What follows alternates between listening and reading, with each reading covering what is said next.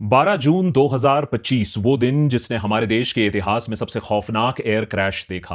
अहमदाबाद से लंदन जा रहा Air India flight 171 take off करने के कुछ ही क्षण बाद पास के मेडिकल कॉलेज के बिल्डिंग में जा टकराती है।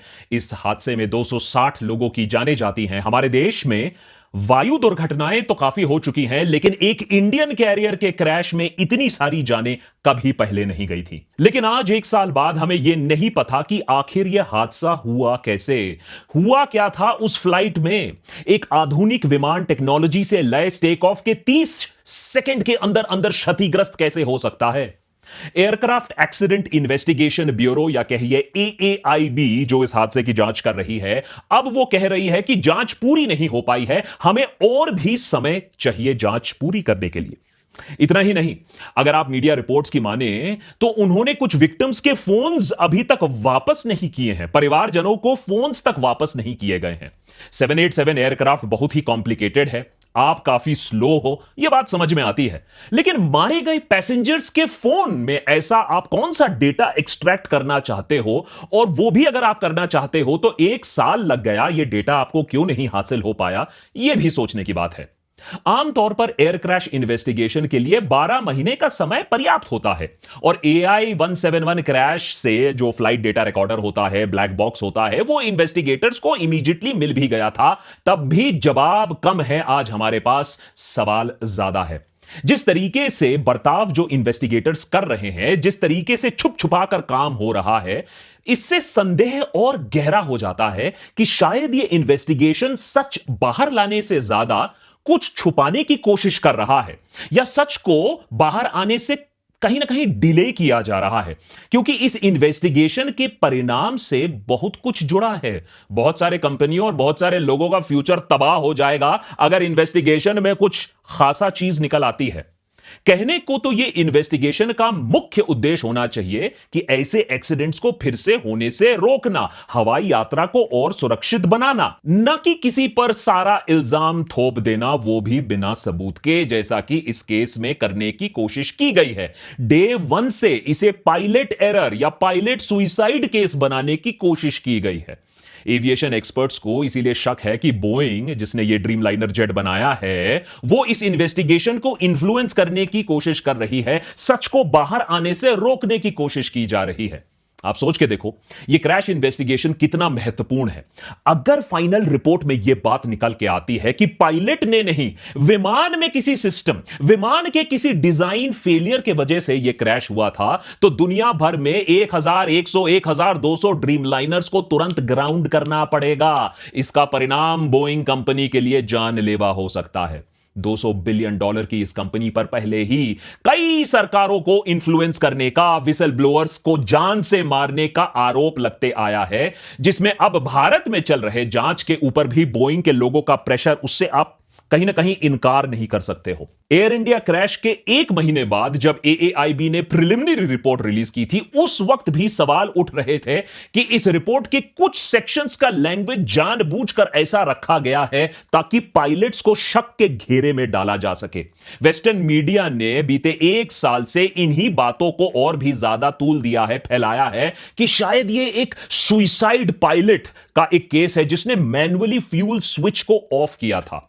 इस नैरेटिव का पोल तो हमने पिछले साल के अपने देशभक्त वीडियो में पहले ही खोल दिया था, समय मिले तो जरूर उसे देखिएगा। इस एयर क्रैश इन्वेस्टिगेशन का मुख्य उद्देश्य यह भी है या होना चाहिए कि आखिर एयर इंडिया 171 के दोनों इंजन्स का फ्यूल सप्लाई कट कैसे हुआ।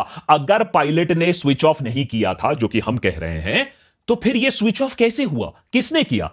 इसका जवाब शायद हमें फाइनल रिपोर्ट में मिलेगा।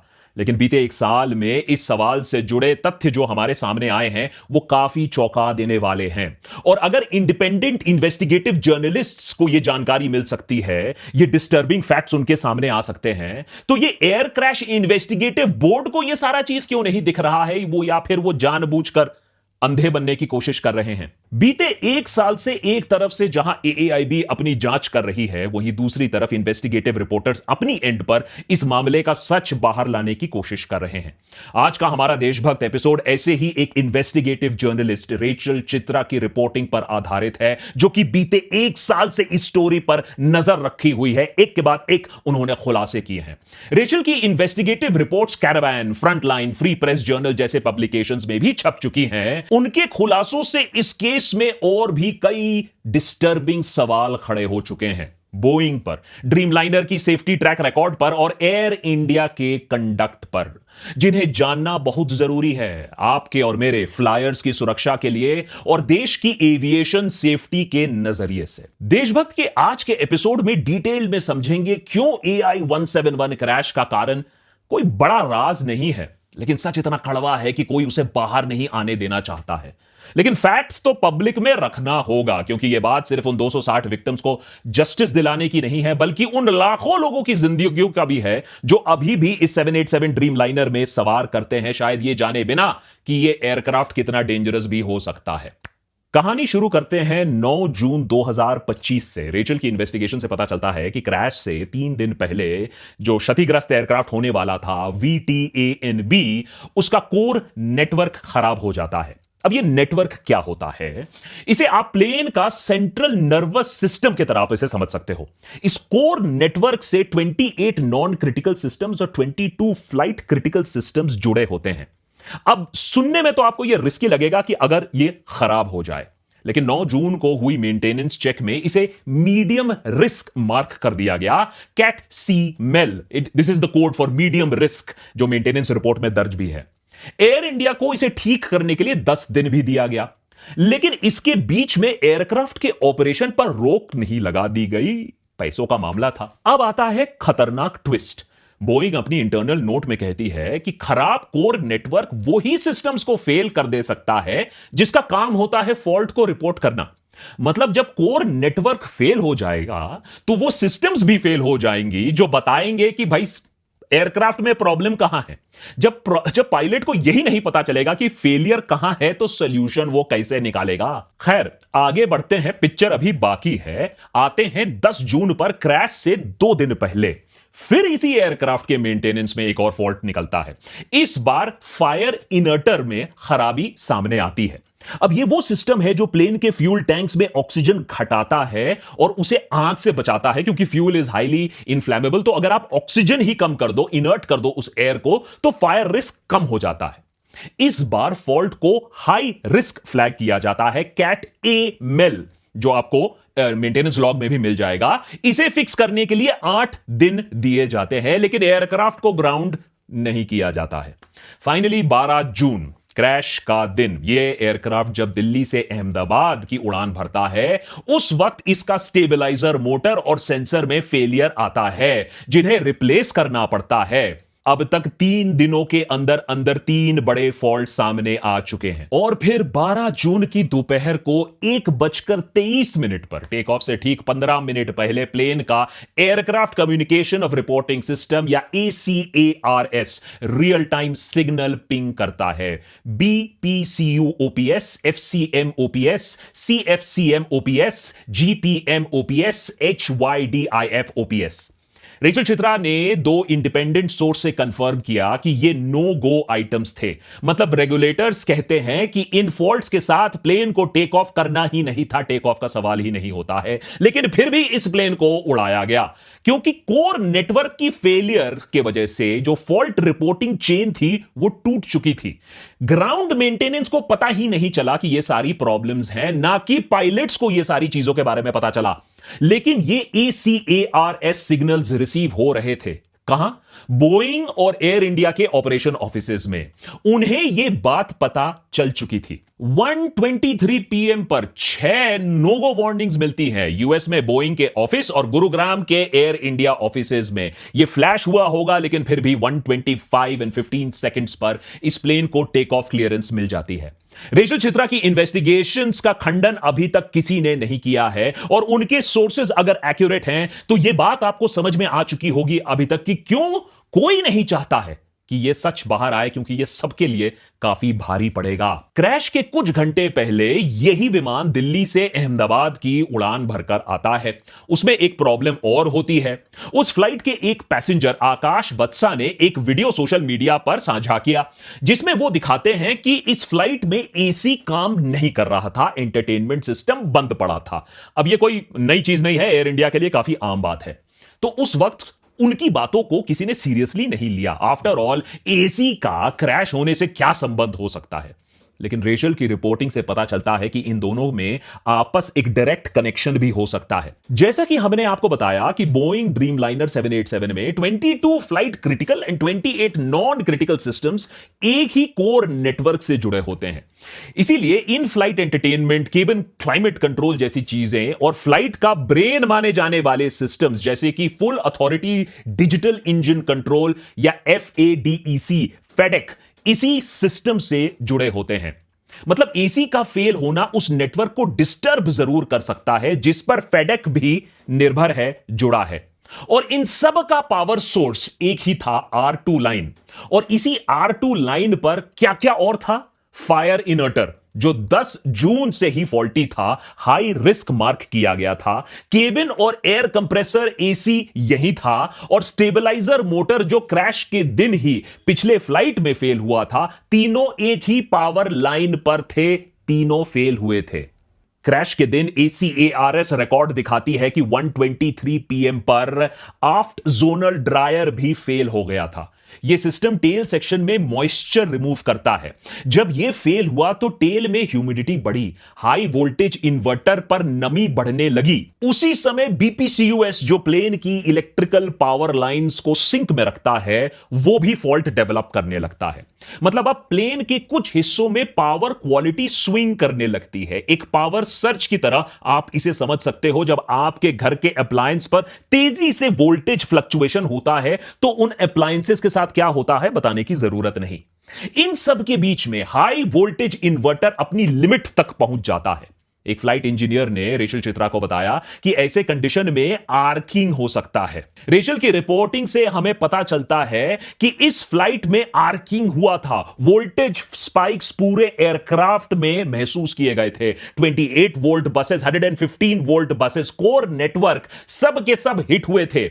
ARACS कोड्स कंफर्म करती है कि फॉरवर्ड और आफ्ट इलेक्ट्रॉनिक बेस सीधा हिट हुई थी। और क्योंकि R2 लाइन पर अनयूजुअल लोड था, इस आर्किंग का इंपैक्ट नॉर्मल से काफी ज्यादा देखा गया होगा। इलेक्ट्रॉनिक्स मॉडर्न एयरक्राफ्ट की जान होती है और ठीक टेक ऑफ के समय पूरा सिस्टम इस तरीके से अगर बोल जाए तो क्या इंपैक्ट होगा, कैटास्ट्रोफिक इंपैक्ट होगा या ना होगा, यह आप खुद ही समझिए। लेकिन इससे फ्यूल स्विचेस का क्या लेना देना, आप पूछोगे, क्योंकि पिछले एक साल में मेन सवाल तो यही उठा गया है कि भैया ये फ्यूल स्विचेस ऑफ पोजीशन पर कैसे आ गई, ये कैसे हो गया।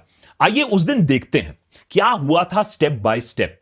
12 जून 2025 1:38 PM एंड 39 सेकंड्स पर इतने सारे फॉल्ट्स होने के बाद भी यह फ्लाइट टेक ऑफ करता है। तो सबसे बड़ी दुर्घटना तो पहले ही घट चुकी थी, फ्लाइट को टेक ऑफ ही नहीं होना था। और टेक ऑफ के तीसरे सेकंड में ही, माने 1:38 एंड 42 सेकंड्स पर 3 फ्लाइट कंट्रोल कंप्यूटर्स रीबूट हो जाते हैं, क्योंकि एग्जैक्टली इसी समय पर वो आर्किंग हुआ था जिसके बारे में हमने अभी बात की थी, जिसका झटका कंप्यूटर को भी लगा। रेचल की इन्वेस्टिगेशन दिखाती है कि इस रीबूट के बीच में flight computers fail safe mode में चले जाते हैं।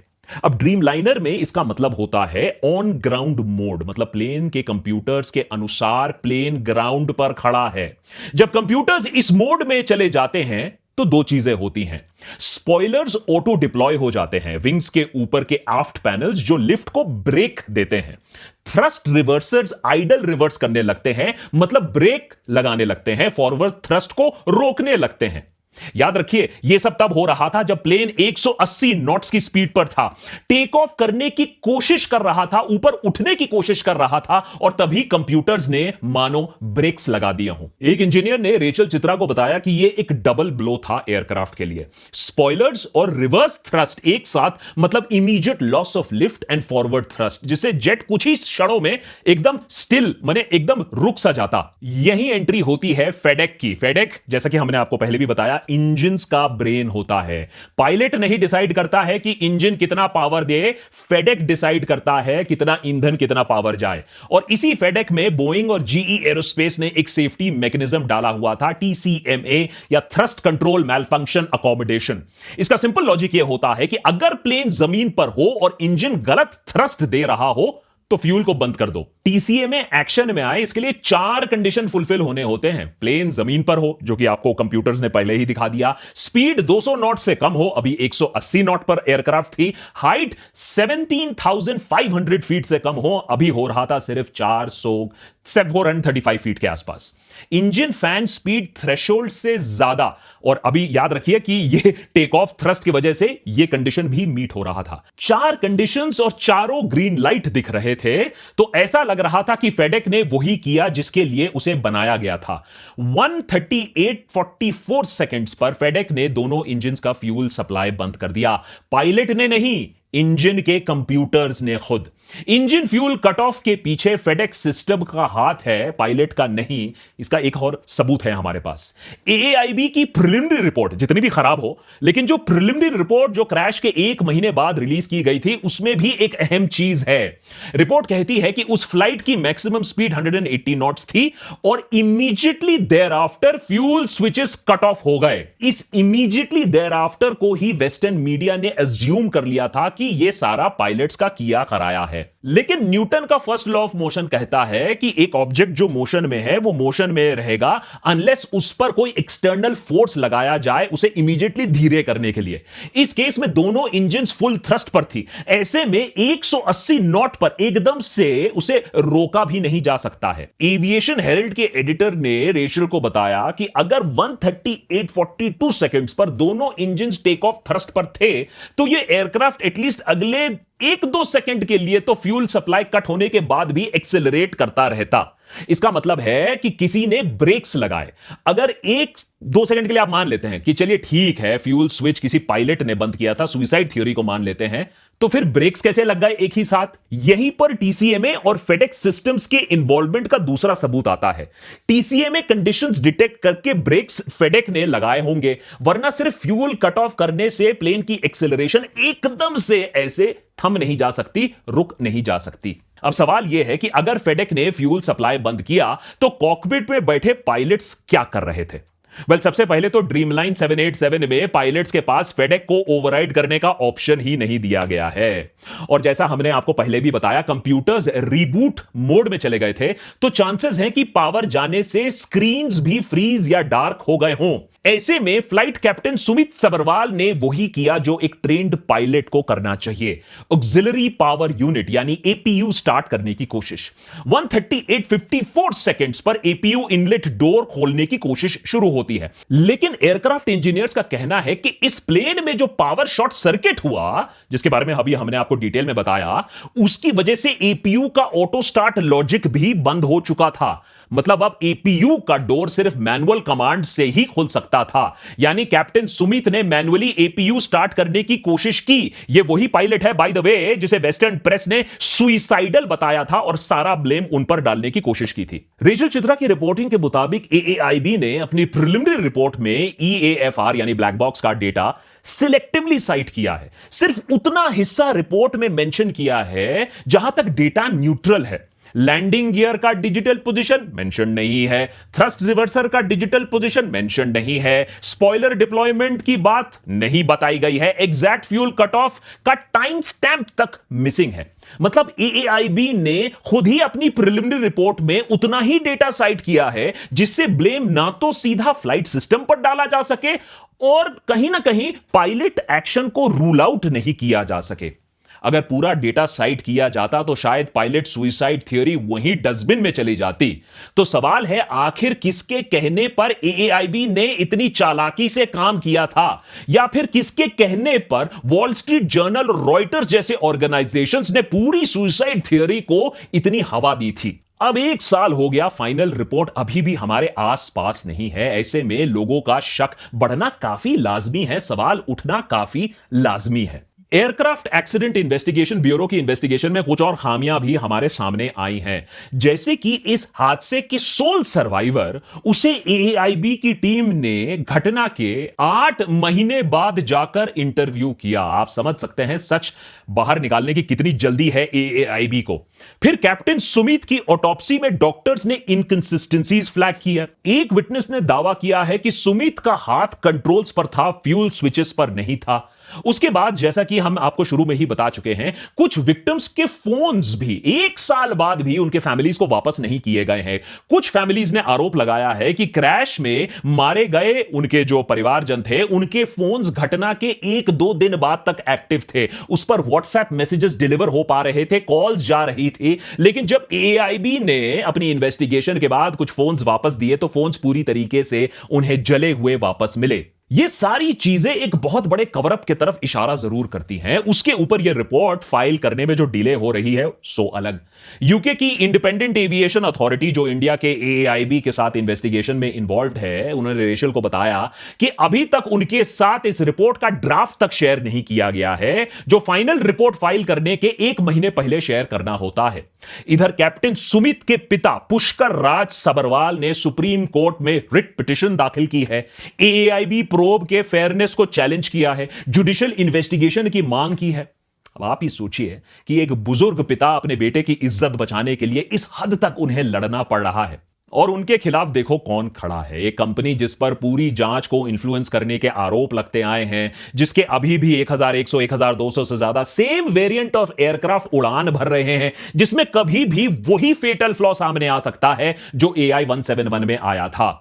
1 साल पहले हुए इस हादसे में जो 260 लोग मारे गए, उनको हम वापस तो नहीं ला सकते हैं, लेकिन एक जांच एजेंसी से सवाल जरूर पूछ सकते हैं। उन पर फेयरली एक जांच कंक्लूड करने के लिए प्रेशर हम जरूर डाल सकते हैं कि कम से कम जो लोग जिन्हें हम बचा सकते हैं, जो आज भी इस प्लेन पर सफर करते हैं, कम से कम वो सेफ रहें। वैसे तो प्लेन्स की एयरवर्दीनेस यानी वो उड़ने के लायक हैं या नहीं, ये चेक करने की जिम्मेदारी सरकार की होती है, लेकिन डीजीसीए जो यूनिट जो ये काम करती है, इसको मॉनिटरिंग करती है, वो आज के डेट में आधी खाली पड़ी हुई है। यहां तक कि इतना बड़ा हादसा होने के बाद भी सरकार ने बीते 1 साल में इस यूनिट को पूरी तरीके से भरने के लिए हायरिंग तक नहीं की है। मतलब ना हम जांच पूरी कर पा रहे हैं, ना हम उन एजेंसीज को ढंग से स्टाफ कर पा रहे हैं जिनका काम है हमारा सुरक्षा इंश्योर करना, और ना ही हम इन सारी बातें, ये जो सारे सवाल हैं, ये हम मेन स्ट्रीम मीडिया में उठा पा रहे हैं। तो आखिर हम दूसरे AI 171 जैसी घटना, जैसे क्रैश से बचने के लिए क्या कर पा रहे हैं? सोचने वाली बात है ना। आपको क्या लगता है, बोइंग के इतिहास को देखकर, ड्रीमलाइनर में फॉल्ट्स को देखते हुए, क्या हमसे सच को छुपाया जा रहा है, या सच में ऐसी कोई गहरी डीप इन्वेस्टिगेशन चल रही है और सच हमारे सामने कुछ ही महीनों में आ जाएगा? यह मैं आपके ऊपर छोड़ता हूं, लेकिन एक विनती जरूर करूंगा। रेचल चित्रा की जो इन्वेस्टिगेटिव रिपोर्टिंग है उसे पढ़िए, क्योंकि हम तो यहां रेचल को थैंक्स बोलेंगे ही देशभक्त पर कि हमारे साथ उन्होंने पार्टनर किया, हमारे टीम के साथ बैठकर पूरी जो इन्वेस्टिगेशन है उसे डिटेल में समझाया। लेकिन जिम्मेदारी आपकी भी बनती है कि आप ऐसे इन्वेस्टिगेटिव रिपोर्टर्स की बात सुनो। मैं ये नहीं कह रहा हूं कि मानो, लेकिन ये सारी जो रिपोर्टिंग उन्होंने की है उसे पढ़ो, उसे समझो। जो बड़ा गेम खेला जा रहा है उसे देखो। मेन स्ट्रीम मीडिया में आपको ये सारी चीजें नहीं मिलेंगी, वो ये चीजों को हाथ नहीं लगाना चाहते हैं। अगर आपको हमारा काम पसंद आता है तो जरूर हमें सब्सक्राइब करिए, लेकिन आज मैं जरूर कहूंगा कि रेचल चित्रा का काम आप जाकर पढ़िए। नीचे डिस्क्रिप्शन बॉक्स में लिंक्स दिए हुए हैं, उन्हें आप ट्विटर पर भी फॉलो कर सकते हो, एक्स पर फॉलो कर सकते हो on Rachel @Rachel Chitra. Many thanks for watching. सवाल कई हैं, सवाल पूछते रहिए, जिससे कम से कम एजेंसीज पर कोई प्रेशर होगा कि वो कुछ काम करे और हमें सच, जो एक्चुअल फैक्ट्स है, जो ट्रूथ है, वो हमें बताएं। Many thanks for watching.